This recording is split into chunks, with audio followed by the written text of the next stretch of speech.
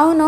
నెయ్యి అంటే ఎంతమందికి ఇష్టం చెప్పండి? నాకైతే చిన్నప్పుడు అస్సలు ఇష్టం ఉండకపోయేది. మా మమ్మీ ఇంట్లో నెయ్యి ప్రిపేర్ చేస్తుంది అని అంటే ఆ స్మెల్‌కి నేను ఎక్కడో పారిపోయేదాన్ని. కానీ ఏం చేద్దాం, పెళ్ళైన తర్వాత అన్నీ అలవాటైపోతాయి. ఏదైనా బయట నుంచి తెచ్చుకోవడం కంటే ఇంట్లో ప్రిపేర్ చేసుకుంటేనే బెస్ట్ అని నాకు అనిపిస్తది. అందుకే పాల మీద వచ్చిన మీగడ కొద్ది కొద్దిగా దాచేసి నెయ్యి ప్రిపేర్ చేద్దామని డిసైడ్ అయిపోయినా. ఫస్ట్ మిక్సీ జార్‌లో మీగడ తీసుకొని కొద్దిగా వాటర్ పోసి బాగా గ్రైండ్ చేయాలి. ఇదే ప్రాసెస్ చిన్నప్పుడు మా అమ్మమ్మ కవ్వంతో చిలికేది.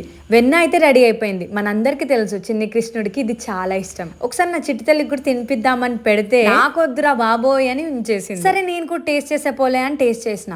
చాలా చేదుగుంది. కానీ మమ్మీ ఏమో చిన్నప్పుడు తినేదంట, చాలా స్వీట్ గా ఉంటది, ఇప్పుడు ఎందుకు ఇట్లా చేదు వస్తుంది అని అన్నారు. ప్రాబ్లం ఏమై ఉంటది మీరు చెప్పండి? ఈ వెన్నని తీసుకొని ఒక గిన్నెలో పెట్టి సిమ్ లోనే ఈ ప్రాసెస్ అంతా చేసుకో. వెన్న కరిగిన తర్వాత మెంతులు వేసుకుంటే మంచి స్మెల్ వస్తుంది. నెయ్యి అయితే రెడీ అయిపోయింది. ఇంతకీ మీరు ప్రిపేర్ చేసుకుంటారా?